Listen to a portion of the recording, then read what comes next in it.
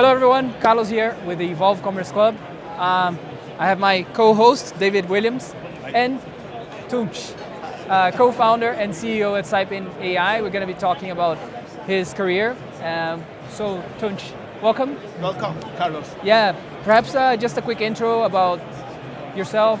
Why this show today? What are you doing? And what are you guys doing? Yeah, actually, I've been in digital industry for over 20 years. I'm married for 25 years, imagine, right? Graduate of tourism administration and then went to Canada for a few, like 5 years or so, and ran some computer retail operations over there. And then came back to Turkey. And like in 2007, I started doing like digital marketing operations.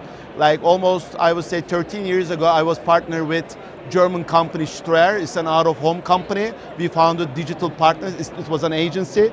At one point, we became 120 people. We founded with my wife.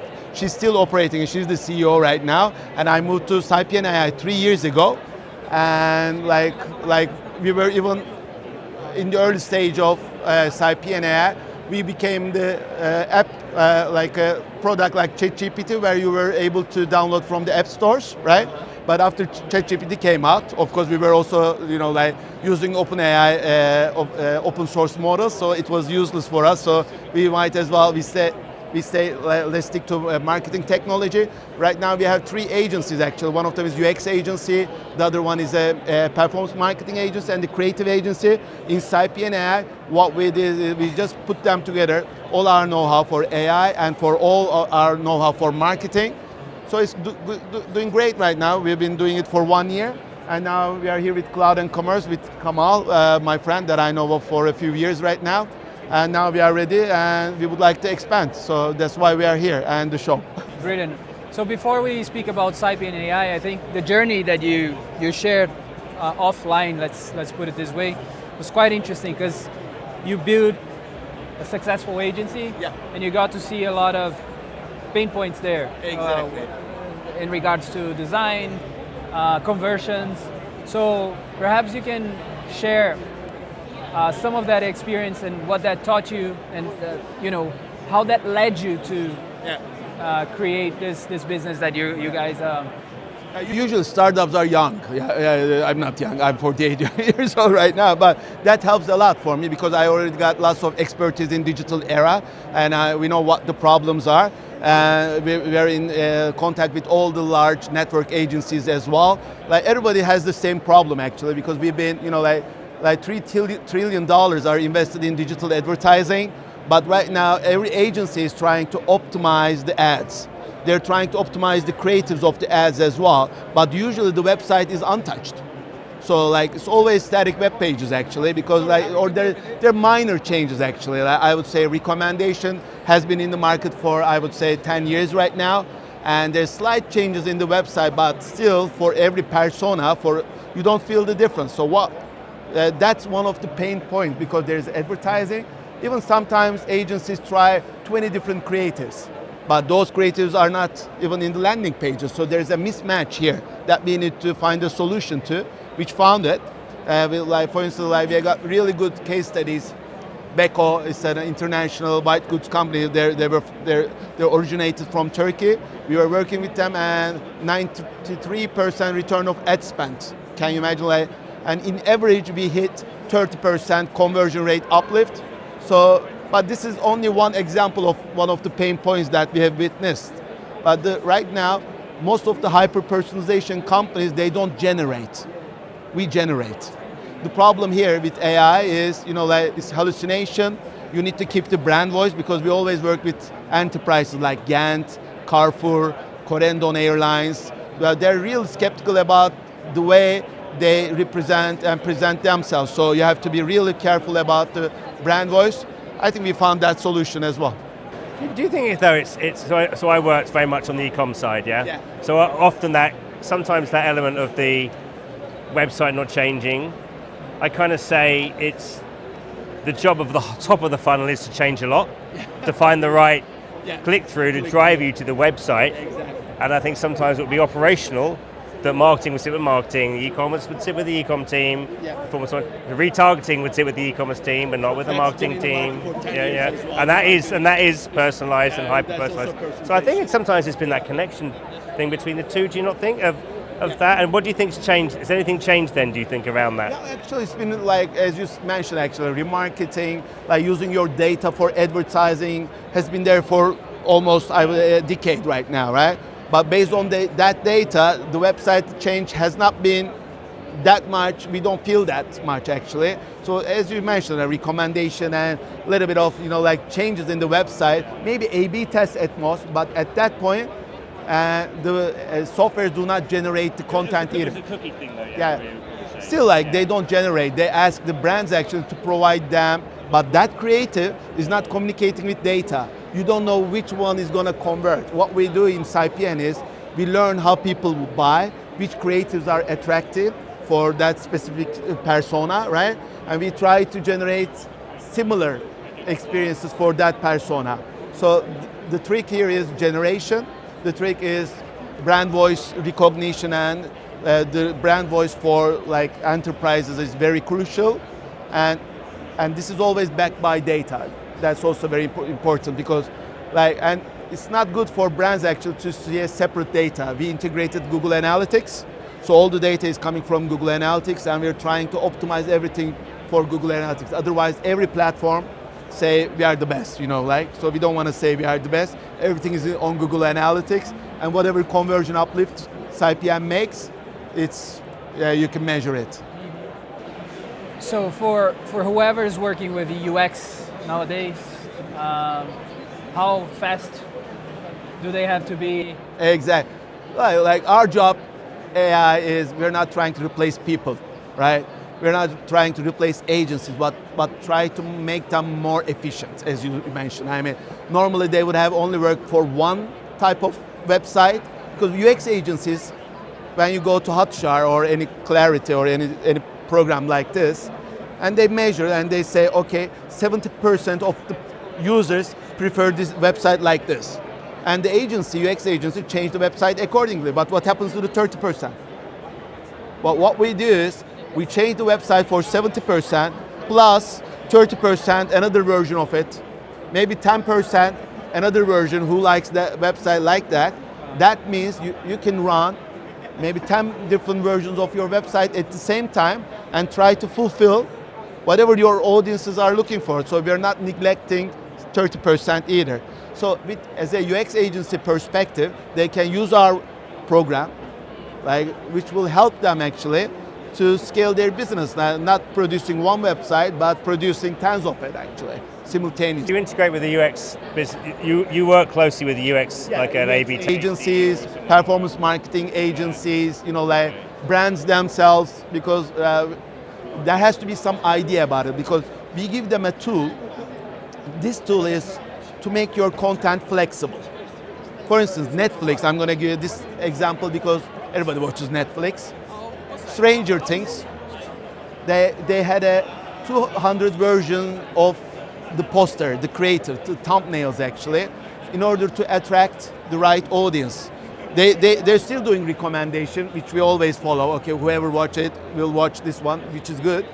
But I have only limited amount of time. If I don't know that TV show, I just look at the poster to decide whether I'm going to like it or not, right? So that creative makes a lot of sense. It's the same in e-commerce. If you don't like the creative, there's only one photograph, one shootage, which we think will fit to everyone, will attract everyone, right? It doesn't attract everyone. So we are trying to find the right creative that will attract a segment. For instance, McDonald's in United States, in the drive-thrus, during the day, morning, noon, afternoon, or during the evening, they change the menus. For weather, they change the way it will look like. Imagine your website will adapt, especially if you're doing e-export, if you're for different cultures, for Brazil, for Turkey, for Europe, United States, they're all different culture. But usually it's only translation that changes. For Dubai, imagine they have their Ramadan or whatever, right? Different occasions, different holidays. So our product is not only personalizing, but also changing your content for instance, like I'm just gonna give you another example. Father's Day and Mother's Day, they're coming up on May and June. And companies, they do, like campaigns for Mother's Day. And they put it on their homepage. So if you click on that Mother's page and if you want to buy a gift for your mother, if you go to the product detail pages, there's no Mother's Day there anymore because it's the same standard product page. So because there could be some users who are entering this website not only for Mother's Day, but maybe for themselves. So there has to be two versions. One, for those people who's looking for a Mother's Day product, and you need to showcase it that way. The other one is standard person who's looking for a personalized layer down to product display page. Exactly. So it doesn't have to be personalization, but also special occasions. Content management is not very easy, so we're solving that problem, Carlos. Very interesting. I would presume that for you, partnerships are very important, right? I mean, always. do you see your guys more like going at an enterprise level or relying on in your go-to-market?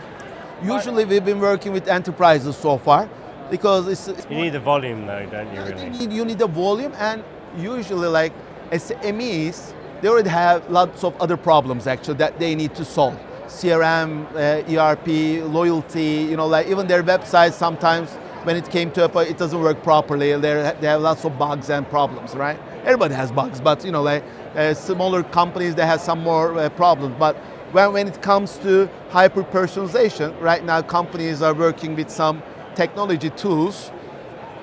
They come to a point where they're looking for more because every penny counts actually, every optimization counts. When it comes to a level where each optimization counts, it comes to a different layer where it's agentic commerce pops in. So in my point of view right now, we are after enterprises, but maybe we can go to SMEs in the futures as well, where if we can come up with a lighter version of it, which we are planning to come up with a light version, where we can also work with SMEs, but solve their problem first. Go a bit more into the agentic. You mentioned what's the agentic element of what you do? Can you just explain? Because what's the agentic piece that you have? Okay, there are three parts where we have the agents. First one is gathering the data, because we're trying to segment people, right? Like we look at their activities in the website. One of our agents are trying to understand which personality, which interest group they fit into, just by looking at what they're looking for in the website, what they have typed in the chat part, or from the advertising sources, like what type of interesting people are. So segmentation is done by agents. The other agent is doing the orchestrations of LLMs, because we are working with 40 LLMs, all the LLMs in the world. Gemini, Anthropic, Mistral, Cadence, whatever you want, it's all implemented in our system, right? And also there is one guardrail model. It's like an agent that's eliminating a hallucination, understanding brand voice, looking at the website, looking at the social media, looking at the content library of the company and understand who this company is. And the last agent delivers the UX, creatives, so everything is there. Agents are working at the back, but we are orchestrating them for the data, because whatever the conversion is, everyone is being orchestrated, all the agents. So there's like another agent on top who's telling the agents what to do or what not to do. This is pretty much what the idea is. Yeah. So my question was more like, okay, I think it's interesting this aspect, which you're the agentic aspect, but it's more like, okay, you focus on enterprises. I was referring more like to partnerships with. So, for example, David worked with enterprises and agencies, because I believe that, I don't know how big is a team of an enterprise, but the agencies like UX agencies and other partners, they are able to squeeze your technology as well and even be more creative with what you got because they know the pain points better than we do. Because we have to come up with an idea here. The idea counts. What are you going to use it for? Because at the end of the day, yours is a tool. You still need it to be managed, and whether it's an agency or a... But still, we wanted to build up a tool where you don't need to use it that often. Because lots of companies invest in tools which they they hire then agents to use the tool. This is happening right now. I've seen that like marketing automation tools, they got that many features that, and the companies actually, they don't provide these account management resources for every company, right? So there's now agencies are coming up trying to, help companies actually to use these tools. So what we wanted to do is, we wanted to, set up a tool where you don't need too much involved in it, but still agency in terms of vision, in terms of background, but we don't want to get them occupied and trying to, work on another tool, because we have tons of tools that we have to work with, right? So we designed a tool where you don't need to work on it that much, but you need to, of course, design it first of all. It keeps learning itself, but still enterprises and the agencies will need to approve it. I was going to say, because the risk of hallucination, which is not, there is hallucination risk, yeah? And that agents talking to agents can go off in their tangents. Our perspective, especially for go-to-market strategy here, is going with partners. So it's not easy for us actually to go in a new market, like trying to connect all the enterprises in that market. It's impossible. You need to have almost 1,000 employees, even more actually, in order to do that. But it will come to a point we can do it, but now we're not at that point, that also partnership counts a lot. Yeah, I think from my side it's more like, so perhaps try to package this into one sentence. What you guys are building is kind of like a Netflix experience for online, or for companies, hyper personalization, exactly. like a Netflix sort of. So there's a new word for that. It's a generative experience platform, okay. Because we design experience by using generative commerce, but this is a platform for this. So we act like an intelligence layer on top of the website that tracks, like the conversions, how people interact. So what we call it is, so for each digital experience, but I like this word, I say no more static websites, but not limited to websites. It's an idea. It's a good idea around the continuity of campaign management going through a website, because it is always often a very manual process. So I liked the Mother's Day idea of that element of the two different journeys there, that a customer may look at that product for completely different reasons. Exactly. And I think that a way of being able to follow that campaign through a website in a way that isn't the same for everyone, but is different for others, is interesting. And just that's quite a nice, interesting. And I think for me, just wondering, you talked earlier as well offline about that there's a crossover, it feels, between the old DMP and worlds of DXPs and everything, and CRO, conversion optimization, where I think of a particular audience who are not quite in your niche, but who are a CRO company, are now doing retail media. Do you see that there's a blurring now of these technologies because of the nature? Exactly. For instance, we're working with Adform. It's also like a DSP, and they have a dynamic audience segmentation where they ask for, they come up with 20 different alternatives, and they ask you to create 20 different creatives, which the agencies do. Like they create 20 different versions of their creative, right? It's something that they do, but that different 20 creative lands on the same page. So now we're partnering with them, because this is helping the networks, the technologies like DSPs actually, to sell their product in a proper way, because they already have the audience over there, different audiences. They ask for different creatives from the agencies, which agencies provide. But when it comes to the landing page, it's only one landing page that fits to all those 20 creatives. And usually those creatives are not on the website at all. It happens. We're working with not only e-commerce business, for instance, construction company, and there was also a car company actually that we were working with, come up with test drives and landing pages. They were trying 20 different creatives. One of them is red, the other one is blue, the other one is, yellow car that they were using on the advertisement in order to attract. But when they land, it was only gray car. What we did with them is, okay, change the color of that was it. That was very simple. But if it's yellow car on the advertisement, we were showing the yellow car on the landing page as well. and there was almost 25% increase. At one point we see a 200% increase, but that was insane. It happens. So we are just building the bridge between the ads and the landing pages as well, as you mentioned. My final question. Yes, Carlos. It's so I think one interesting thing about this conversation is that you mentioned that Cypien started about 3 years ago, Exactly. right?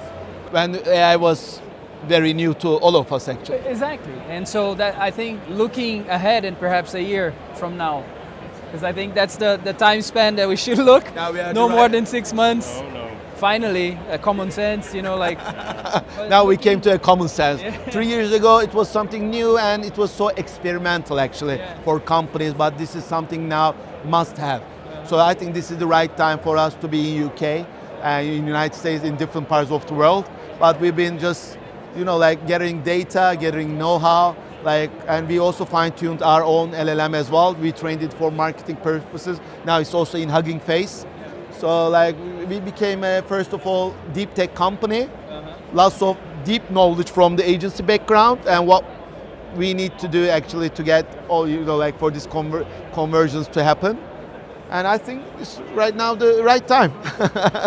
But 1 year from now, where do you see maybe brands that are or companies that are surviving or even thriving? What do they have to do then? Yeah, exactly. Everything is changing. Even the SaaS, they're dying actually because cloud comes and says, okay, we build this, and thousands of startups they die in one day actually. This is happening. So we're trying to stay away from that. So everything is, even 1 year from now will be a lot different than today. So what we're trying to, we never touched the advertising part. I don't want to do create banners or anything like that. We didn't want to optimize the campaigns either. Lots of companies are taking care of it. So now what we're trying to do is, conversions is happening on the websites. Creative is happening on the Google part. And also brand voice is there, companies like hyper-personalization is there. So we're trying to combine everything together. But for instance, when you look at China, they're ahead of us in many cases. So even the websites are dying, the apps are dying, people are buying within the social platforms without leaving the platform. So our focus in the future will be optimizing this journey on the social platforms. If it's a social commerce, it could be any platform, it could be TikTok, it could be Meta, Instagram shop, right? Try to optimize the journey, or within ChatGPT, the journey starts and ends over there. People buy. It'd be a little bit harder though in the walled gardens because they're walled gardens. Yeah, they're quite hard to do any change. So that's the thing with it. Exactly. Now we are like talking to them and building the APIs and get to know more about and integrating our infrastructure with them. But as you said, they're guarding walls. So the user experience is shifting from websites applications to within ChatGPT commerce or InstaShop or within TikTok. So for instance, that's what's happening in China. China, there are no websites anymore, almost. Everybody's buying within the, so we should be able to adapt because it's not only app, websites, social commerce, chat commerce, WeChat. We have to be within everything and try to optimize. Marketplaces. And of course, marketplaces, they also have guardrails because they don't share the data. It's their data, right? I don't know who that person is.